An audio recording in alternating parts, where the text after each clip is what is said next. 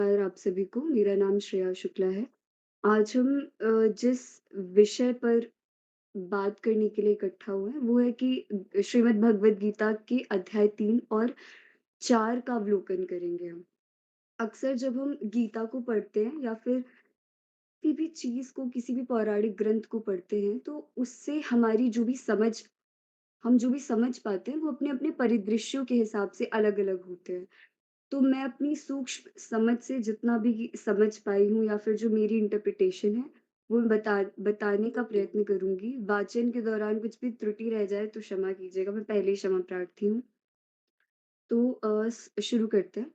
इससे पहले जब पीयूष ने सत्र लिया था, तब उसने बताया था कि अर्जुन किस प्रकार अपने मानसिक द्वंद में है कि आस-पास सभी मेरे गुरुजन हैं, मेरे मित्र हैं जिनके साथ मैं बचपन से पला-बढ़ा, मैं उनके विरुद्ध युद्ध कैसे करूँ?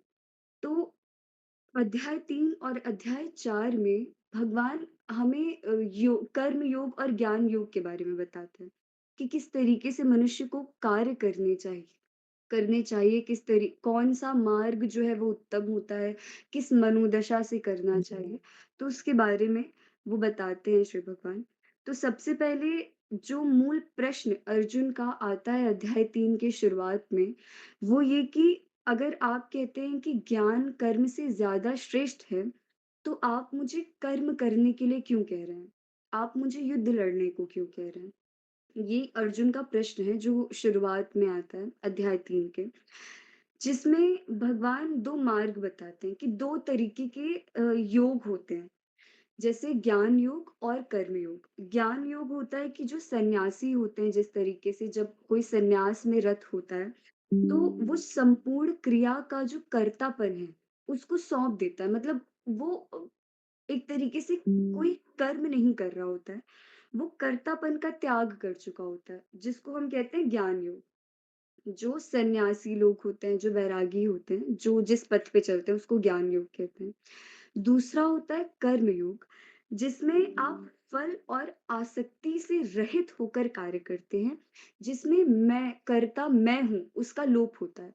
जो अहंकार होता है, उसका लोप होता है, जिसमें कोई भी कर्म आप करते हैं, तो उसमें आपको कोई फल की आकांक्षा नहीं होती है और आप सिर्फ कर्म करते हैं बिना किसी चीज़ से आसक्त हुए।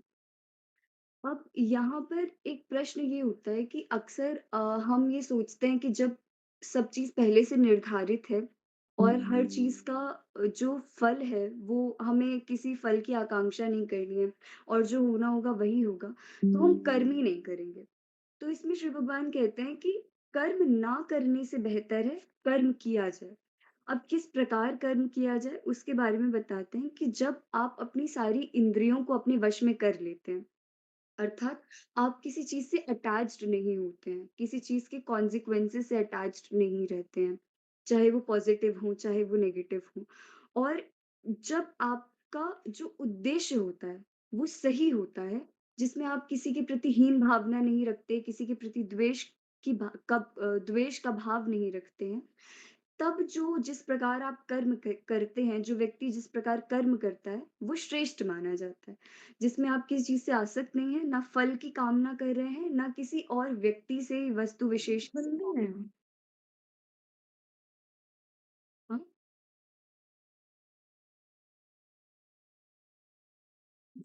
ठीक है। तो अब ऐसे परिदृश्य में अक्सर हम लोगों को देखते हैं जो ऐसा सोचते हैं कि हमने इंद्रियों को वश में कर लिया है, मतलब वो काम नहीं करते हैं, वो प्रत्यक्ष रूप में कर्म नहीं कर रहे हैं। जो किसी चीज़ से आसक्तिपूर्ण है या फिर किसी चीज़ से जुड़ाव रखता है या फिर फल की आकांक्षा, वो कोई कर्म नहीं कर रहे हैं, लेकिन उनका भोगों और विलासों का चिंतन चल रहा है। तो शिव भगवान कहते हैं कि ऐसे जो पुरुष होते हैं या फिर ऐसे जो मनुष्य होते हैं, जो चिंतन उनका चलता रहता है इंद्रियों इंद्रियों के भोग का या फिर फल की आकांक्षा का, लेकिन वो प्रत्यक्ष में कुछ नहीं कर रहे हैं। या फिर ऐसे उन्होंने समझ रखा है कि उन्होंने इंद्रियों को बाँध रखा है, तो ऐसे लोगों को दंभी पुरुष कहते हैं, दंभी मनुष्य कहते हैं। क्योंकि वास्तविकता में आपका चिंतन तो इंद्रियों के भोगों के लिए चल ही रहा है। तो इसमें जो सबसे श्रेष्ठ मार्ग जो अर्जुन को भगवान बताते हैं, वो ये है कि आप अपने कर्तव्य का पालन करते हुए, अपने उद्देश्य का पालन करते हुए और बिना किसी फल की आकांक्षा के, आसक्ति रहित होकर आप जो कर्म करते हैं, जो भी कृत्य करते हैं, वो सबसे श्रेष्ठ माना जाता है। अब इसमें अब आप कर्म नहीं कर रहे हैं, इसमें आपको एक हायर एनर्जी पर विश्वास करने को भगवान ने कहा है कि तुम करता नहीं हो। अर्थात अर्जुन तुम करता नहीं हो, तुम ये कार्य नहीं कर रहे हो। इसीलिए ये सोचना बंद कर दो कि तुम ही सब कर रहे हो या फिर तुम्हारे ऊपर किसी चीज़ का उत्तरदायित्व है। जब वो देखते हैं कि किस प्रकार वो मानसिक द्वंद से गुज़र रहा है अर्जुन, तब ये भगवान उनको ये कहते हैं कि तुम किस प्रकार कार्य करो जो कि सबसे श्रेष्ठ हो। फिर उसके बाद अर्जुन का ये प्रश्न आता है जो कि अक्सर हम साधारण दिनचर्या में भी हम सभी के दिमाग में आता है कि जब सारे कार्य जो हैं वो निर्धारित किए जाते हैं, संचालित किए जाते हैं किसी हायर एनर्जी के माध्यम से, तो हम वास्तविकता में जो पाप कर्म है वो क्यों करते हैं? जितना भी मनुष्य से पाप होता है, फिर गलत चीज़ें हो रही हैं समाज में, वो क्यों हो रही हैं? तब उसमें भगवान उत्तर देते हैं कि मनुष्य में 3 प्रकार के गुण होते हैं, रजोगुण, तमोगुण और सत्वगुण। तो जब किसी भी मनुष्य की प्रवृत्ति में रजोगुण जो होता है, वो प्रबल हो जाता है, तब वो पाप की ओर अग्रसर होता है। अर्थात वो उदाहरण इसमें देते हैं कि जैसे जब अग्नि जलती है, तो उसके ऊपर जो काला धुआँ उठता है, अग्नि के साथ जो काला धुआँ उठता है या फिर किसी दर्पण पे धूल जम जाती है, तो दर्पण मैला हो जाता है। वैसे ही मनुष्य की बुद्धि के ऊपर जब काम रूप वैरी जो है, वो जम जाता है, तब हम अपने ज्ञान को नहीं पहचान पाते, अर्थात हम अपने स्वयं को नहीं पहचान पाते हैं। और जब तक आप खुद को नहीं जानेंगे अर्थात जब तक आप खुद की पोटेंशियल्स को नहीं जानेंगे, अपने आत्म स्वरूप को नहीं जानेंगे, तब तक आप हायर सेल्फ को नहीं पहचान सकते। जिसमें अगले अध्याय में वो भगवान बताते हैं कि कैसे आप हायर जो परम तत्व है, जो परमात्मा तत्व है, आप उसका बोध कैसे कर सकते हैं, मनुष्य होते हुए। जिसमें एक प्रश्न ये भी आता है कि कर्म ना करने की स्थिति, ठीक है। अब ये हो गया जो अंतिम बिंदु अध्याय 3 का ही आता है, वो ये कि जब तक आप अपने आत्म स्वरूप को नहीं जान लेंगे, अर्थात जब अर्जुन तुम अपनी पोटेंशियल्स को नहीं जान लोगे, तुम इतना असहाय महसूस कर रहे हो या फिर इतना मतलब इतने निंदनीय दशा में हो कि तुमको समझ नहीं आ रहा है कि तुम क्या करो, जो हम वास्तविकता में भी प्रैक्टिकैलिटी में भी अक्सर हम ऐसी स्थिति में पहुँच जाते हैं, जब हमें कुछ समझ नहीं आता है कि हम क्या करें। तब ऐसी स्थिति में सबसे ज़्यादा बेहतर है कि हम आत्म-अवलोकन करें, खुद इंट्रोस्पेक्शन जिसे कहते हैं, जिसमें पहले हम स्वतः को जानें, स्व को जानें। जब तक हम आत्मा को नहीं जान पाएँगे, तब तक हम जो परम तत्व है, उसका बोध नहीं कर सकते। अब जो चौथा अध्याय अध्याय है, जिसका नाम है ज्ञान कर्म संन्यास योग।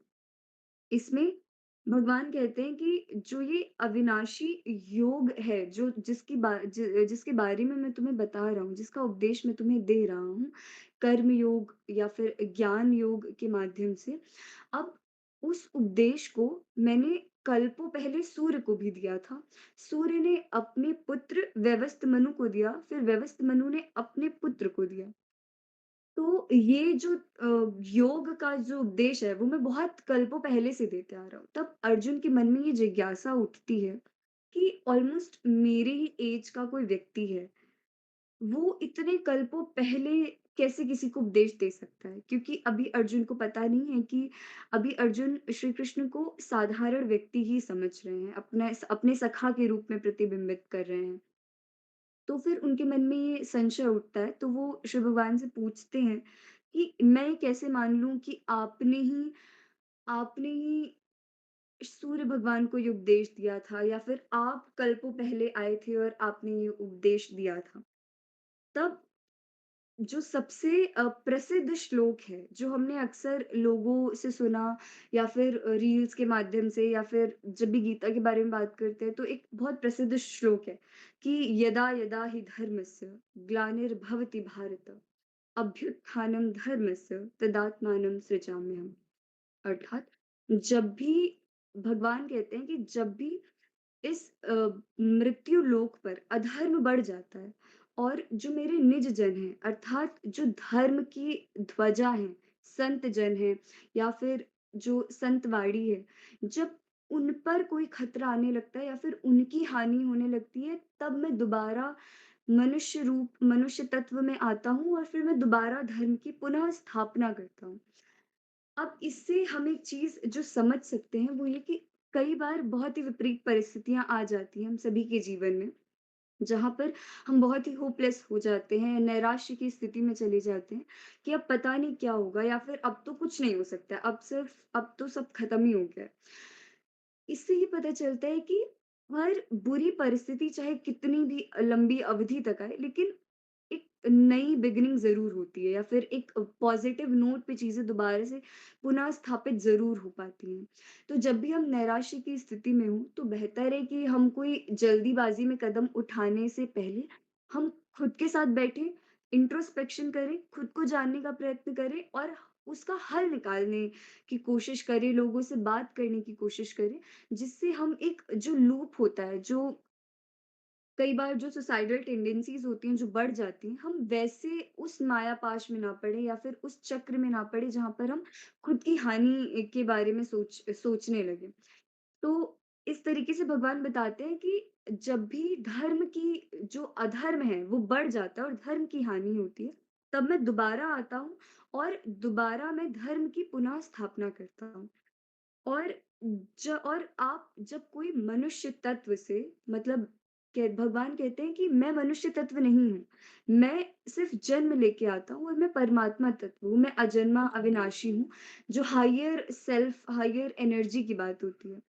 जिसमें मतलब कि जो अगर तुमने मुझे मनुष्य तत्व से जान लिया, भगवान कहते हैं कि अगर तुमने मुझे मनुष्य तत्व से जो परमात्मा तत्व को जान जाता है, वो उस जन्म-मृत्यु के बंधनों से मुक्त हो जाता है। अब एक प्रश्न फिर कर्मों की जब वो बात करते हैं कि किस प्रकार आप कर्म करेंगे या फिर किस प्रकार कर्म करना श्रेष्ठ रहता है, कौन-सा मार्ग श्रेष्ठ है, तब एक प्रश्न ये उठता है कि कई बार जब हम कर्म ना करने की स्थिति में चले जाते हैं या फिर जब हमको कुछ समझ नहीं आता है कि अब क्या करना चाहिए, ऐसी परिस्थिति में हमें खुद को जानने और समझने का प्रयत्न करना चाहिए, जिससे हम उस परिस्थिति से निकलने का प्रयास करें, ना कि उसमें और ज़्यादा घुसते हुए चले जाएँ। अब इसमें भगवान कहते हैं कि जब आप कर्म रूपी यज्ञ जब आप कर्म करते हो, आपको बिना किसी क आप क्योंकि मनुष्य कोई कर्म किए बिना नहीं रह सकता। आप ऐसी स्थिति में नहीं जा सकते हैं जब तक आप सन्यासी ना हो जाएँ या फिर वैरागी ना हो जाएँ, आप ऐसी स्थिति में नहीं जा सकते हैं जिसमें आप कोई कर्म नहीं कर रहे हैं। आप निरंतर कोई ना कोई कर्म कर रहे होते हैं। अब ऐसे परिदृश्य में जब आप कर्म कर रहे हैं, तो किस प्रकार कर्म किया जाना चाहिए जो सबसे श्रेष्ठ हो? वो भगवान बताते हैं कि जब आप कर्म रूपी यज्ञ जो है, वो उचित ज्ञान या फिर उचित उद्देश्य के साथ करते हैं, जिसमें आपके भाव जो होते हैं वो शुद्ध होते हैं, तब उसके परिणाम स्वरूप जो आपको मिलता है, जो अमृत मिलता है आपको, उसी से आप परमात्मा तत्व को जान पाएँगे, अर्थात आप स्व को जान पाएँगे क्योंकि आप हैं अंततः उसी हाईएस्ट एनर्जी के अंश। तो जब आप खुद को जान जाएँगे, तब आप परमात्मा को जान जाते हैं। अब जब दोनों अध्यायों का जब मैं सम अप करती हूँ या फिर इन दोनों अध्यायों का जो क्रक्स है, जब वो समझने का हम प्रयास करते हैं, तब उसमें कुछ चीज़ें हैं कि मैं करता नहीं हूँ। जब तक मैं करता भाव का वो जब तक हम नहीं हटाएँगे कि सब कार्य मैं कर रहा हूँ, जब तक वो हम ये नहीं समझेंगे कि मैं करता नहीं हूँ और जब हम इंद्रियों से जो जो हमारे भाव हैं या फिर जो इंद्रियाँ हैं या फिर जिनसे हम ग्रसित हो जाते हैं, जब तक हम उनसे मुक्त नहीं हो पाएँगे और घमंड, हीन भावना, द्वेष इन सब ऐसी नकारात्मक ऊर्जाओं से हम मुक्त नहीं होंगे और जब तक हमको जो भी मिल रहा है हम उसमें संतुष्ट नहीं होंगे, तब तक हम उस श्रेष्ठ मार्ग पर नहीं चल पाएँगे, जिस पे चल के हम खुद को पहचान पाएँगे, आत्म तत्व को पहचान पाएँगे और परमात्मा तत्व को पहचान पाएँगे। तो भगवान इस तरीके से इन दोनों अध्यायों में अर्जुन के मन का द्वंद समाप्त करते हैं कि किस प्रकार आपके लिए श्रेष्ठ मार्ग क्या होगा कि आप श्रेष्ठ तरीके से श्रेष्ठ मार्ग पर चल के कार्य करें। क्योंकि वो कहते हैं कि मुझे आपकी जो बातें हैं वो समझ नहीं आ रही हैं क्योंकि आप बहुत घुमा-फिरा के बोल रहे हैं। तो उसमें भगवान उनको सीधा-सीधा ये उपदेश देते हैं कि आप ऐसे कर्म करें, कर्म करने से पीछे नहीं हटना चाहिए हमें। क्योंकि आप कोई ऐसी स्थिति में नहीं पहुँच सकते जहाँ पर आप कर्म ही ना करें। तो निरंतर मनुष्य कर्म कर रहा होता है, तो उसके लिए आपको कर्तव्यबद्ध रूप से कार्य करने की ज़रूरत है जिसमें आप किसी फल की आकांक्षा नहीं कर रहे होंगे, आप किसी से आसक्त नहीं हैं, किसी कर्म विशेष वस्तु किसी से भी आप आसक्त नहीं हैं, बस आप कर्म कर रहे हैं और बिना किसी फल की आकांक्षा के, वही श्रेष्ठ मार्ग। तो यही था मूल रूप में अध्याय 3 और अध्याय 4 के विषय में। अब किसी का कोई प्रश्न है तो हम उस पर चर्चा कर सकते हैं। एक बार ये जो बिंदु था इसको थोड़ा-सा कर दीजिए फिर हम क्वेश्चन आंसर। हाँ, आखिरी बिंदु जो था हाँ जी। ठीक है। आखिरी बिंदु ये था कि जब अर्जुन इस द्वंद में फँसे थे, जब वो भगवान से कह रहे थे कि मुझे समझ नहीं आ रहा है कि आप क्या बात कर रहे हैं या फिर मेरे लिए जो श्रेष्ठ मार्ग है वो क्या होगा? तब उसमें भगवान कहते हैं कि आपको कर्म इस प्रकार करने चाहिए, अभी तुम्हारे लिए तुम्हारा जो कर्तव्य है वो क्या है? कि तुम्हें कि तुम्हें धर्म की स्थापना करनी है, जो तुम्हारे विरुद्ध हैं वो अधर्मी हैं, तुम्हें धर्म की स्थापना करनी है। अब उसके लिए उन्होंने श्रेष्ठ मार्ग बताया, जब आप फल की आकांक्षा नहीं करते क्योंकि कहीं न कहीं अर्जुन इस द्वंद में फँसे हैं कि अगर इस युद्ध में मैं विजयी हो जाता हूँ, तो मैं उन लोगों की हत्या का मेरे ऊपर मतलब उन लोगों की हत्या मैं करूँगा जो मेरे गुरुजन हैं, जो मेरे भाई-बंधु हैं, जिनके साथ मैं बचपन से खेला था।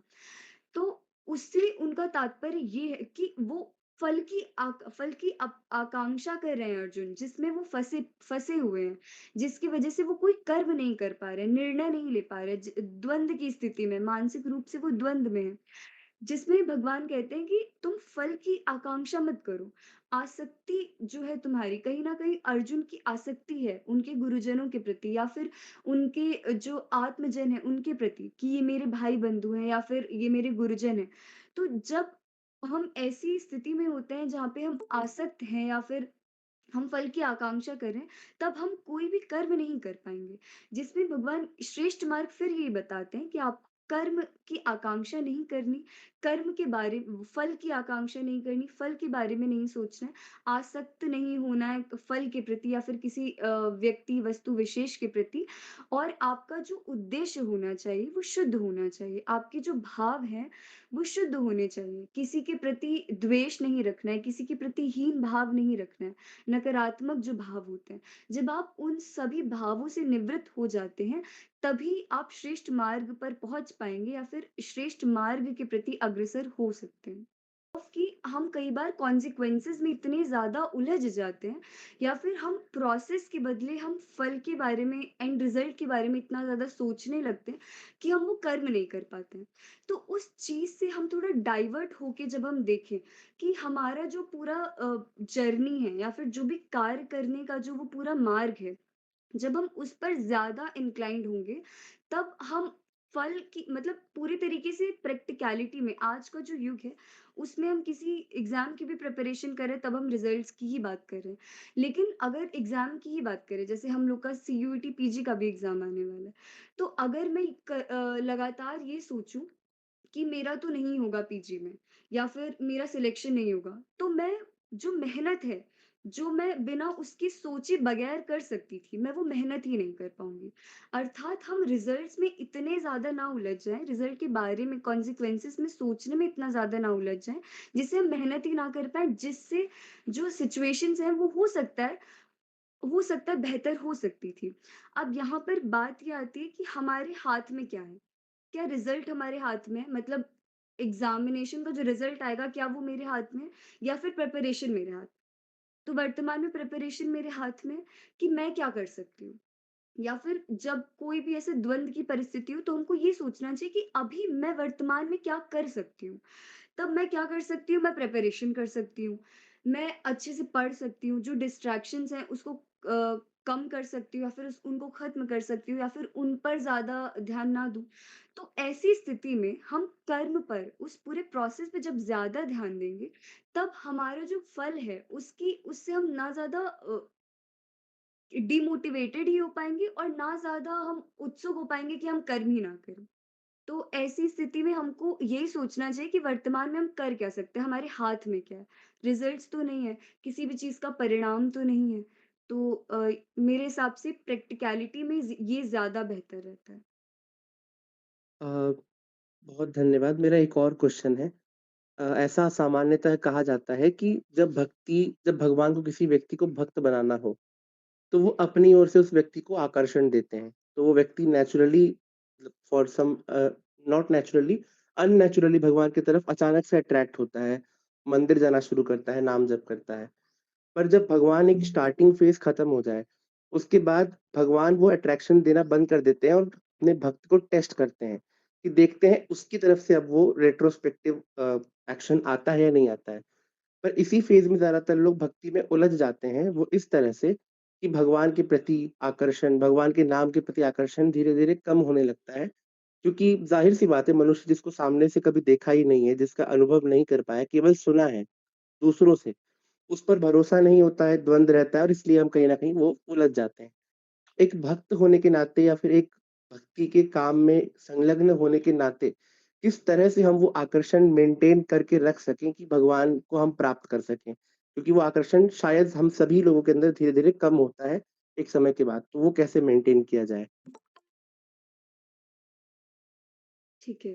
तो सबसे पहले तो पीयूष भक्त की उपाधि देना अपने आप में एक बहुत बड़ी बात हो जाती है और मुझे नहीं लगता है कि अभी हम में से कोई भी इतना ज़्यादा प्रबल है या फिर इतना ज़्यादा सशक्त हो गया है कि वो खुद को भक्त कह पाए। दूसरी रही बात कि पूरी भक्ति के फ़ेजेज़ होते हैं, तो पहले आकर्षण होता है जिसमें हम लोगों को देखते हैं या फिर रील्स के थ्रू हम श्रीधाम जाना चालू करते हैं या फिर मंदिर जाना चालू करते हैं और जैसा कि तुमने बताया वो बिल्कुल सही है। अब इसमें जो संत जनों की वाणी होती है, उससे जितना भी सुना गया है, उससे यही पता चलता है कि जब तक आप किसी गुरु का आश्रय नहीं लेते, अर्थात जब तक आप किसी संत वाणी का आश्रय ना लें। जब आप किसी गुरु का आश्रय लेते हैं, तो क्यों ज़्यादा ज़रूरी माना गया है? क्योंकि जब आप अकेले हैं या फिर अभी आप अपने मन से कार्य कर रहे हैं, अभी आपका मन किया, आपने जप किया, आपका मन किया, आपने नहीं किया। आपका नहीं मन कर रहा है, तो आपने नहीं किया। आपका मन कर रहा है, आप कुछ आपके जो धर्म है उसके विरुद्ध कार्य करें तो आप वो कर लेंगे। लेकिन जब आप गुरु आश्रित हो जाते हैं या फिर गुरुवाणी आश्रित हो जाते हैं, तब आप उनका पालन करते हैं और वो चीज़ गुरुवाणी या फिर गुरुवचन या फिर वो गुरु हैं, जो आपको उस पूरे क्रम में बाँधे रखते हैं कि हाँ, भगवान हैं या फिर तुम्हारा मार्ग क्या है या फिर तुमको क्या कार्य करना है, तुम्हारे लिए क्या उचित है। ऐसे परिदृश्य में क्योंकि ये जो इंटरेस्ट होता है क्योंकि फ़ीड्स जैसे हम रील्स देख रहे हैं, तो उसमें भगवान की रील आ रही है, हमारी फ़ीड चेंज हो गई है, सिर्फ़ भगवान की रील आ रही है, हमारा मन बहुत ज़्यादा वैसा है कि हाँ, अब तो मंदिर जाना है, अब तो दर्शन वग़ैरह करना है, अब तो सब कुछ एकदम अच्छा-अच्छा ही करना है। फिर थोड़ी देर में वो फ़ीड बदल जाएगी और उसमें फिर कुछ और आने लगेगा और फिर हमारा मन वहीं चला जाएगा। मतलब मन जो है वो बहुत चंचल है। उस मन को बाँधने का जो कार्य है, वो जो मुझे लगता है या फिर जो मैं समझ पाई हूँ लोगों को देख के, वो गुरुवाणी या फिर गुरु आश्रित जब तक आप नहीं होंगे, तब तक आप उस क्रम में बंध नहीं पाएँगे और तब तक आप जो है वो उससे बार-बार भटकते रहेंगे। तो गुरु आश्रित होना, गुरुवाणी आश्रित होना ये ज़रूरी है उस पथ पर अग्रसर रहने के लिए। Thank you. और किन-किन का प्रश्न है, आप अपने हैंड रेज़ कर सकते हैं और प्रश्न कर सकते हैं।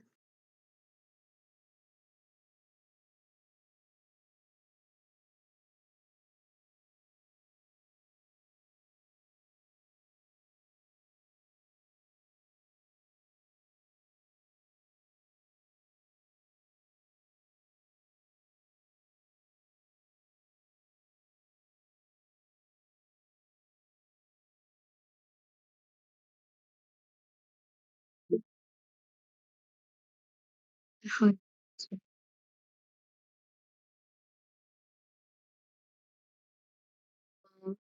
नेहा आप अनम्यूट कर सकती हैं खुद को। हरे कृष्णा मैम।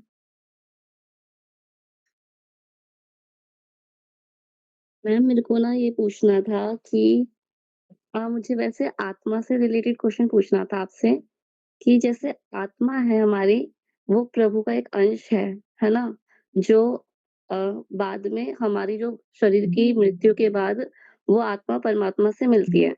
लेकिन अ, वो आत्मा जो है वो अलग-अलग शरीर धारण करती है, तो वो अपने कर्मों के अकॉर्डिंग करती है ना?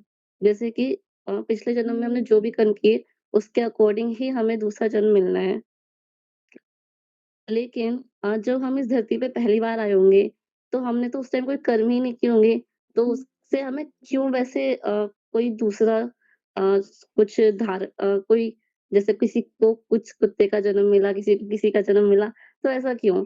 क्योंकि हमने स्टार्टिंग में तो ऐसा कोई कर्म ही नहीं किया था ना, मतलब जैसे जब इस सृष्टि की रचना हुई होगी, ऐसे मतलब कुछ।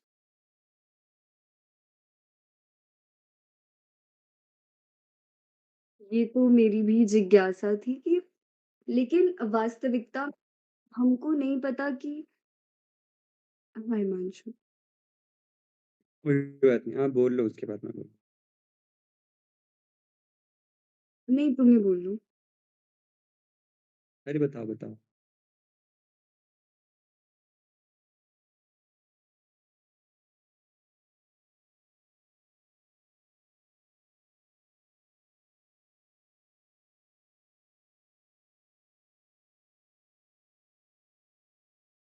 हिमांशु बोलो। ठीक है। आपका प्रश्न बहुत सुंदर है और बहुत अच्छे से सोचा आपने।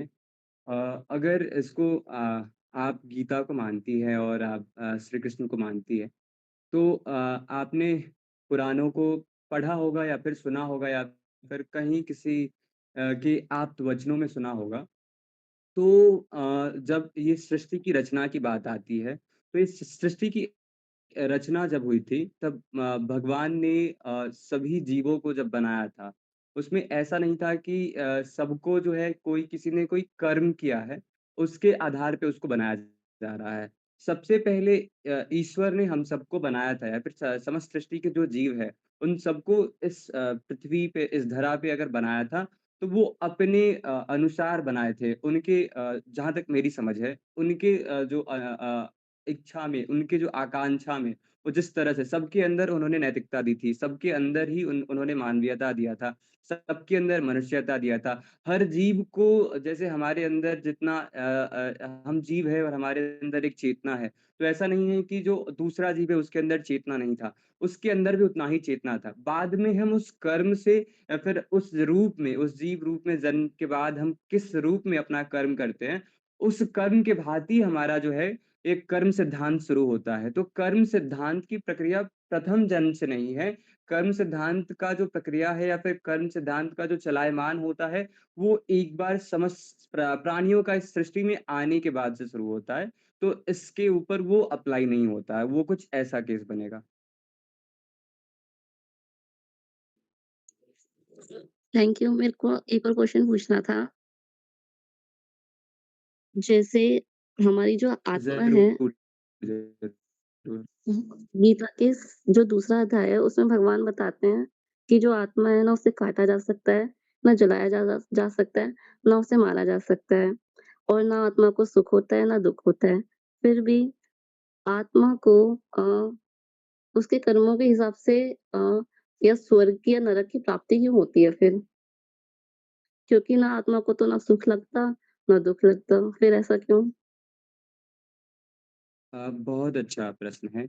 देखिए 2 चीज़ होता है, एक होता है जीवात्मा और एक होता है आत्मा। आत्मा और जीवात्मा में क्या फ़र्क है? आपने बताया कि पूरा प्रश्न में कि आत्मा को तो न सुख प्रभावित कर सकता है, ना दुःख प्रभावित कर सकता है, तो फिर उसको कर्मों का फल कैसे मिलता है? उसको दूसरा जन्म कैसे मिलता है? तो आत्मा को कर्मों का फल नहीं मिलता है, जो जीवात्मा होता है, जीवात्मा क्या है? जैसे अगर हम जी रहे हैं और जीने के दरमियान हमारे अंदर कुछ लालसा है, हमारे अंदर कुछ भी अगर ईर्ष्या है, हमारे अंदर कुछ भी द्वेष है और वो सारा चीज़ उस जीवात्मा आत्मा का भी एक जो रूप है, वो प्रकार है, उसके अंदर एक निहित है, वो होता है जीवात्मा। और हमारा जीवात्मा जैसे करता है, उस जीवात्मा के आधार पे हमें अगले जन्म में जो है, दूसरा जो है जन्म मिलता है। और ऐसा नहीं है कि आत्मा अगर इस शरीर में है और हम कोई कार्य कर रहे हैं, तो सिर्फ़ शरीर इसका दोषी है।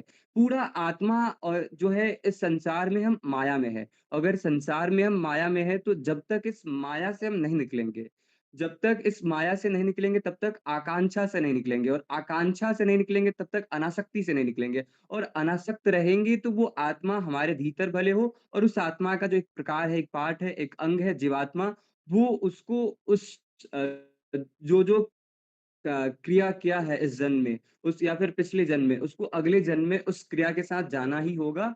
और तभी तभी हमें कहा जाता है कि हमें ऐसे कर्म करना चाहिए, निष्काम कर्म जो है पूरा गीता का अगर आप सार देखेंगे तो उसमें निष्काम कर्म करने के लिए बताया जाता है।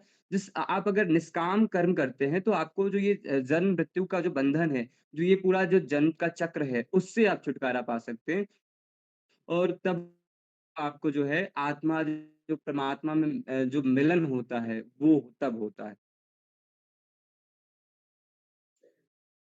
हाँ, बस एक लास्ट क्वेश्चन और था कि जैसे आपने कहा निष्काम कर्म करना है। कोशिश तो यही रहती है कि निष्काम कर्म कर्म हो, लेकिन इस जो ये मटेरियलिस्टिक वर्ल्ड है, इसके अंदर अपने मन को वश करना बहुत मुश्किल है। जैसा कि मैम ने भी कहा था कि ये गुरु गुरु की कृपा से ही हो सकता है, लेकिन जब तक हमें एक सही गुरु नहीं मिल जाता, तब तक इस मन को, अपनी इन इंद्रियों को वश में कैसे करें? ये स it is a very difficult task. और ये मतलब इस भौतिक संसार में रहते हुए मतलब बहुत मुश्किल लगता है कि हम भगवान की भक्ति में तो जाना चाहते हैं, लेकिन जो ये माया है भगवान की, ये इतनी प्रबुद्ध है कि हमें बार-बार रोकती है। तो उसके लिए कोई सॉल्यूशन? इसका उत्तर आज की जो हमारी व्याख्यानकर्ता है श्रेया जी वो आपको बताएँगे और मुझे उम्मीद है कि आप उनके उत्तर से संतुष्ट होंगे। जी।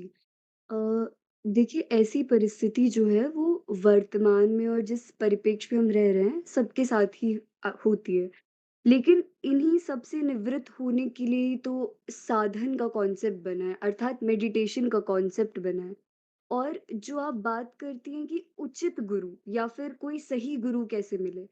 तो हम किसी से इन्फ्लुएंस हुए होंगे या किसी पर्सनैलिटी को हमने सुना होगा या फिर चाहे हमने ऑनलाइन ही सुना हो या फिर प्रत्यक्ष में ही सुना हो जिससे हम इन्फ्लुएंस हुए जिसके बाद ये विचार आया कि हाँ मुझे भी एक गुरु चाहिए या फिर मुझे एक गुरु आश्रित रहना है।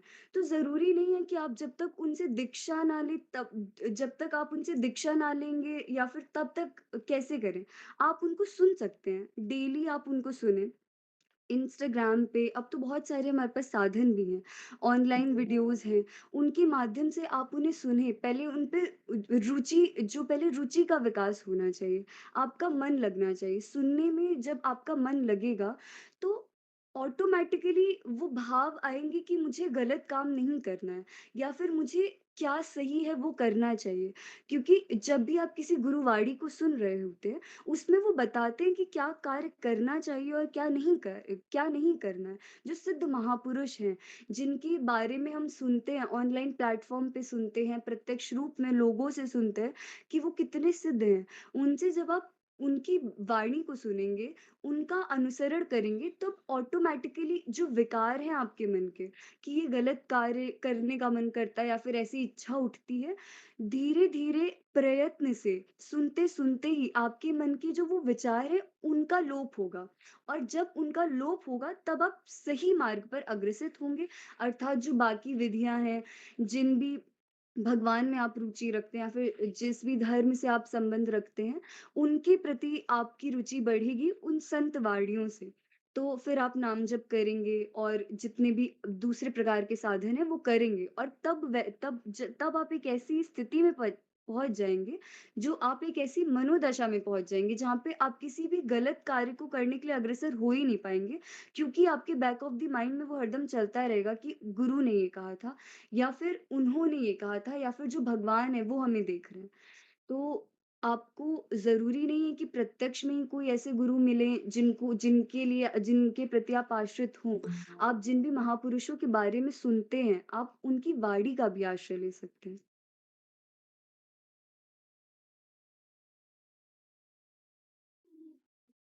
धन्यवाद मैम। जी, धन्यवाद। हाँ, प्रेरणा।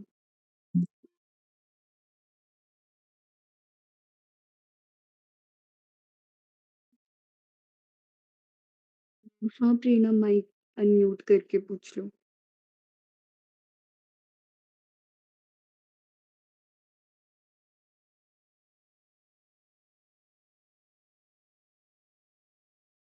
प्रेरणा माइक ऑन कर लो। हाँ, ठीक है, तुम टाइप कर दो।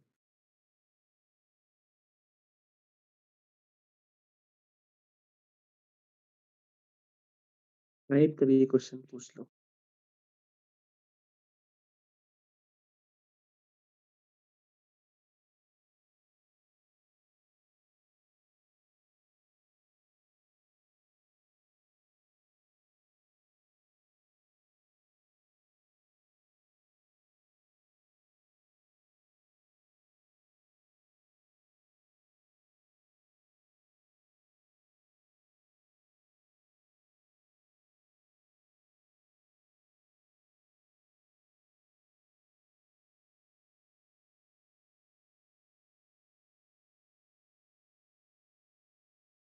ठीक है, प्रेरणा। तो कर्म और ज्ञान 1 मिनट।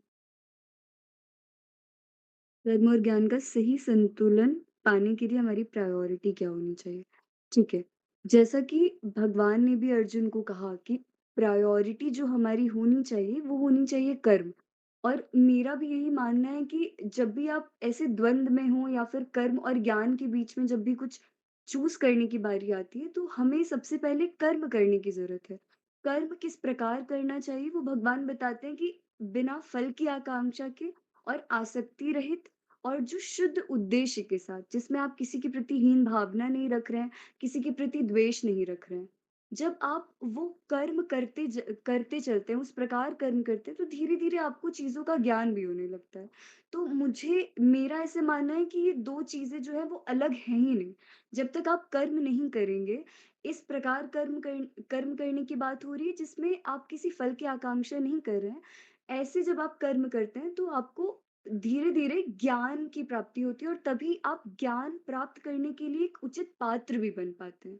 क्योंकि अगर हम ऐसे ही चले जाएँ ज्ञान की प्राप्ति करके आएँगे तो वो बहुत ही अपने आप में एक ऐसी चीज़ की परिकल्पना हो गई है जो कि बहुत ही इतना सुलभ नहीं है। तो जब आप कर्म करते हैं, बिना किसी फल की आकांक्षा के, तब आप एक पात्र बन पाते हैं उस ज्ञान को प्राप्त करने के लिए। और जब आप ज्ञान प्राप्त करने के लिए उचित पात्र बन पाते हैं, तब आप बहुत ही सुलभ तरीके से ज्ञान प्राप्त कर सकते हैं।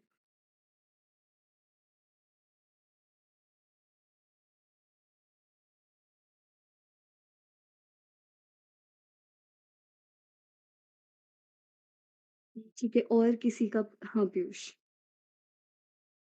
मेरा एक और क्वेश्चन है कि जब भी हम कोई कर्म करते हैं या फिर कुछ भी करते हैं, तो हम उस चीज़ से एसोसिएट हो जाते हैं। उस चीज़ में कहीं न कहीं इतने बंध जाते हैं कि उस चीज़ से अपने आप को अलग करना, एक ऑब्जर्वर और थर्ड पर्सन की तरह देखकर अपना काम करना, वो कर पाना पॉसिबल नहीं हो पाता है। तो ये कैसे करें? मतलब काम आप ऐसे करें कि अ, थर्ड आप मतलब उस चीज़ से एसोसिएट बहुत ज़्यादा हो अटैचमेंट आ सकती है। हुँ, हुँ। डिसएसोसिएट होकर एक ऑब्जर्वर के रूप में उस काम को करना, बिना उससे अटैच हुए। ठीक है।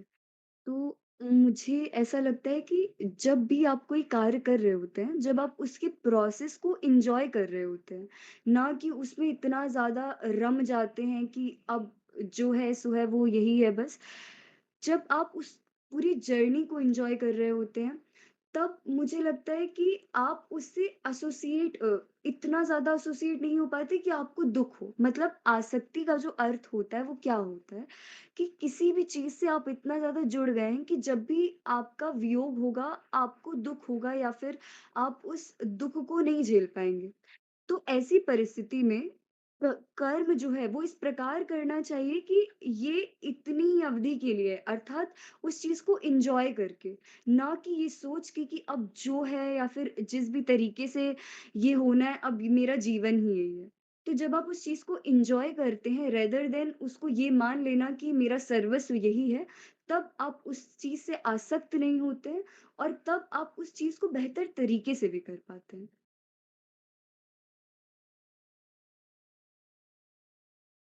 Thank you.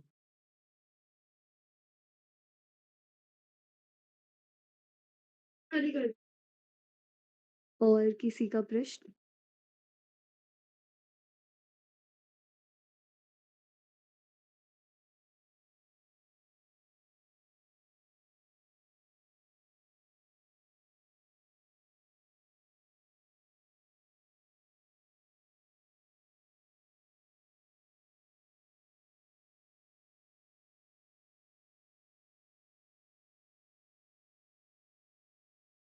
किसी और का कोई प्रश्न है तो आप हैंड रेज़ कर सकते हैं।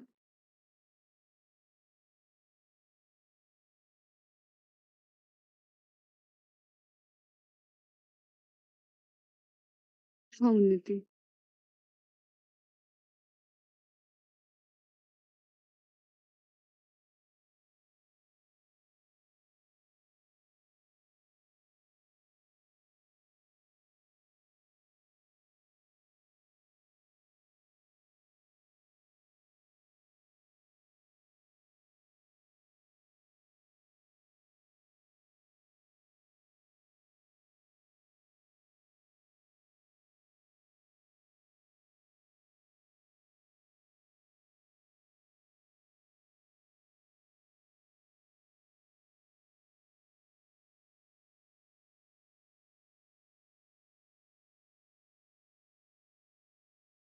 हाँ, उन्नति।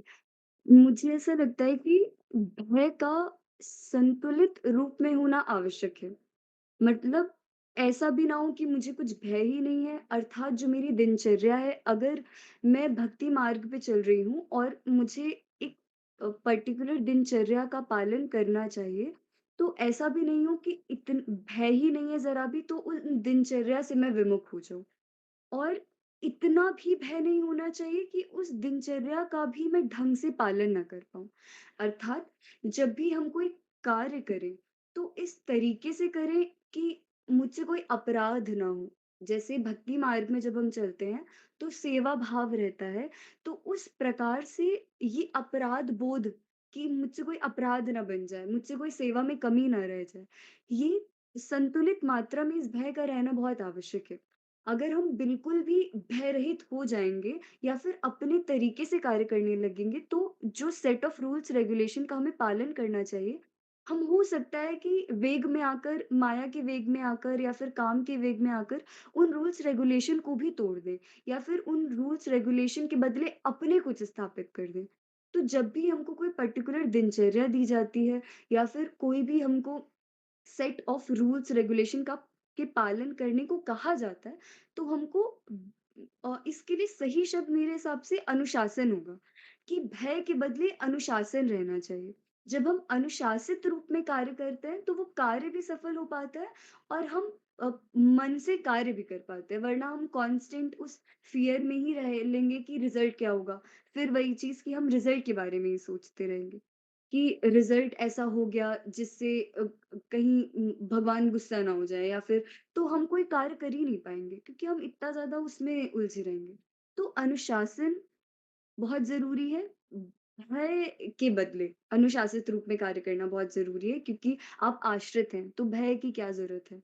आप आश्रित हैं, आप अनुशासन से चलिए बस।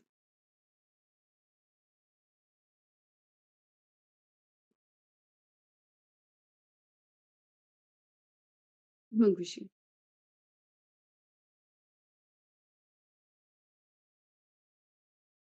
आप अनम्यूट करके अपना प्रश्न पूछ सकती हैं खुशी।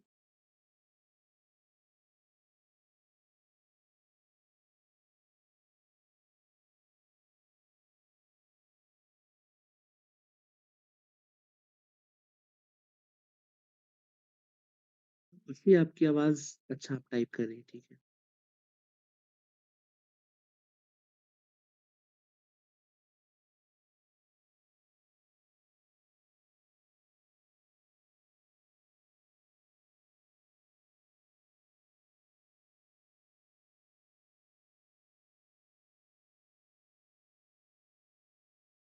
ठीक है खुशी, शायद आपने थोड़ा-सा लेट जॉइन किया था, क्योंकि ये प्रश्न अर्जुन का भी था कि जब सारे कार्य जो हैं वो कोई हायर फॉर्म ऑफ एनर्जी वही नियंत्रित करे, तो पाप क्यों हो रहे हैं समाज में, या फिर मैं पाप क्यों करता हूँ, या फिर कोई भी पाप क्यों करता है।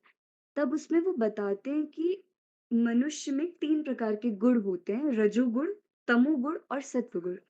जब रजोगुण की प्रबलता हो जाती है या फिर रजोगुण जो लीड में आ जाता है, तब मनुष्य पाप करता है।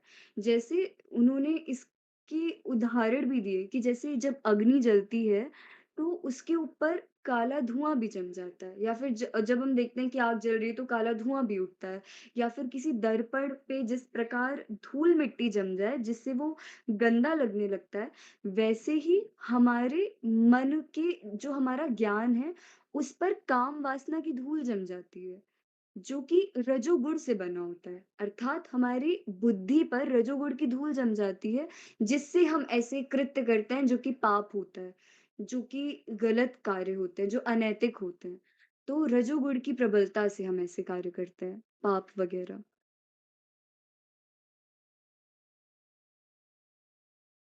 इसी क्वेश्चन में शायद वो जो पूछना चाह रही है और मेरे मन में भी ये चीज़ आया था कि अगर इससे पूर्व ये कहा गया है कि लगभग सब कुछ पूर्व निर्धारित होता है, तो फिर जो रजोगुण या तमोगुण से जो दिक्कतें उत्पन्न हो रही हैं, वो भी तो फिर फ्री विल में क्यों आ रही है? मतलब फिर वो भी नहीं होनी चाहिए क्योंकि वो भी पूर्व निर्धारित है।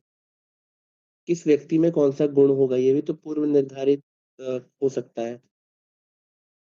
नहीं, वो पूर्व निर्धारित नहीं होता है। वो जिस प्रकार हम कृत्य करते हैं, उस प्रकार वो गुण, अगर ऐसा ही होता तो कोई जितने भी हम भक्त चरित्र सुनते हैं, वो भक्त चरित्र तो सिर्फ़ पंडितों की ही संतानों के होने चाहिए, या फिर उन्हीं लोगों के भक्त चरित्र होने चाहिए, या फिर वही लोग भक्त बनने चाहिए जिनमें पहले से ही सत्व गुण की प्राथमिकता है। लेकिन वास्तविकता में वो कृत्य द्वारा परिवर्तित किया जा सकता है। अर्थात जब हम कार्य वैसे करते हैं, जब हम नाम जप करते हैं, तब सत्व गुण बढ़ता है।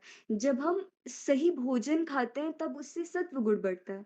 जो रजोगुण है, तमस जो है, वो तब बढ़ते हैं जब हम नकारात्मक कृत्य की ओर अग्रसर हो रहे होते हैं, या फिर जो बैड कंपनी है, जब उन चीज़ों से हम घिरे होते हैं, तब वो गुण प्रबल रूप में आते हैं। ऐसा नहीं है कि बचपन से ही निर्धारित है या फिर ये गुण तो रहेंगे ही, वरना तो हम जितने भी भक्त चरित्र सुनते हैं, उसमें से आधे भक्त चरित्र तो ऐसे ही खंडित हो जाएँगे। तो वो ऑल्टर करने योग्य हैं। हम भजन से, साधना से उनको परिवर्तित कर सकते हैं।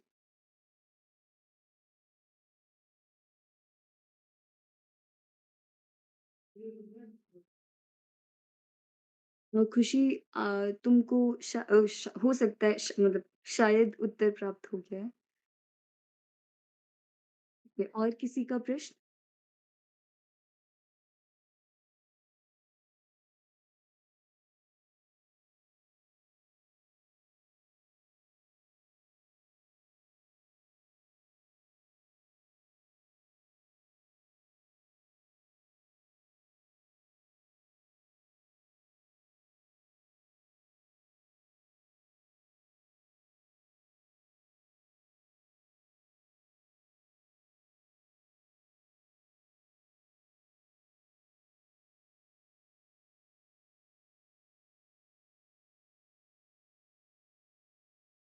हाँ, मनीष, हम फल के बारे में ही सोच रहे हैं, जिसको चेंज करने की ही बात हम कर रहे हैं, कि कैसे हम उस फल से जो है वो बिना आसक्ति बिना आसक्त हुए कार्य कर पाएँ। तो उसी चीज़ के बारे में तो अभी तक जितनी भी चर्चा हुई, या फिर इससे पहले भी जितनी चर्चा हो पाई है, वो इसी उससे हो पाई है कि कैसे हम बिना किसी फल की आकांक्षा किए बगैर कोई कृत्य कर पाएँ। जब हम मैं दोबारा बता देती हूँ कि जब भी हम कोई कृत्य कर रहे हैं, उसके कॉन्सेक्वेंसेज़ के बारे में जब हम बहुत सोचते हैं, तब हम उस चीज़ से आसक्त हो जाते हैं। अर्थात हमको जो हम अभी वर्तमान में कर सकते हैं, उसके उसके बारे में सोचने की ज़रूरत है। और रही बात पैर छूने की जो बात तुम बता रहे हो, वो एक बहुत ही अ, मतलब अनकॉन्शियसली वो हम सभी के मन में बैठ गया है, लेकिन वो हमारे संस्कार हैं। वो हमें बचपन से सिखाया गया है कि हमें ये करना है जिससे ये हो जाएगा। ये क्या बोलते हैं हमको अच्छा मानेंगे या फिर जैसा वो सब। उसी चीज़ को परिवर्तित करना है कि हम किसी चीज़ को प्रणाम कर रहे हैं, तो उसमें बैठे परमात्मा तत्व को प्रणाम कर रहे हैं, जो कि हम सभी का एक तरीके से ड्यूटी है या फिर हम सभी को करना चाहिए, जिसमें हम किसी फल की आकांक्षा नहीं कर रहे, कि हमको ये आशीर्वाद देंगे तो हमारे ये कार्य हो जाएगा या फिर जो जिस चीज़ के लिए हम इनके पास आए वो काम पूरा हो जाएगा। बिना इस सोच के, बिना इस आसक्ति के ही कार्य करना है, उसी के बारे में चर्चा की जा रही है।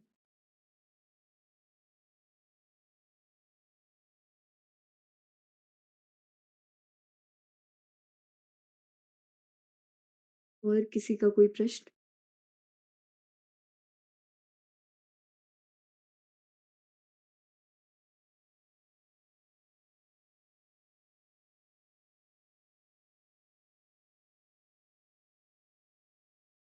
अगर किसी का कोई प्रश्न है, तो वो अनम्यूट करके पूछ सकता है हैंड रेज़ करके या फिर वो टाइप भी कर सकता है, अगर नहीं पूछना है आपको प्रत्यक्ष में।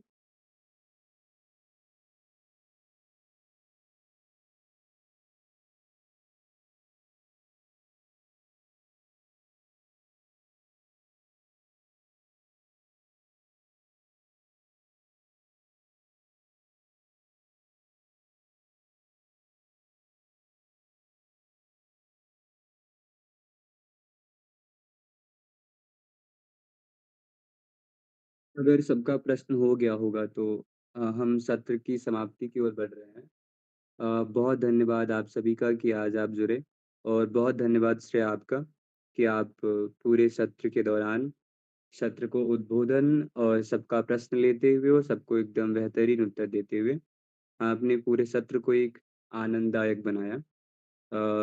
सभी को फिर से शुक्रिया। आप अगले होने वाले सभी सत्रों में इसी तरह जुड़ते रहेंगे। तब तक के लिए सभी को विदा। बहुत धन्यवाद सभी का।